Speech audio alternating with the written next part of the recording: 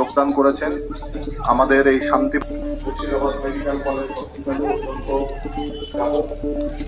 আমাদের দাবি এক সপ্তাহ আগে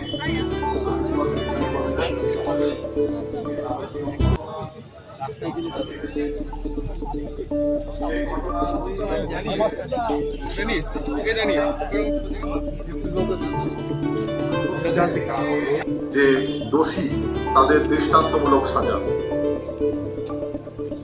এটাই আমাদের দাবি। আমাদের বহরমপুর কলেজ থেকে, বহরমপুর কোর্ট থেকে মুর্শিদাবাদ মেডিকেল কলেজের উদ্দেশ্যে আমরা একটা শান্তিপূর্ণ মিছিল বার করেছি।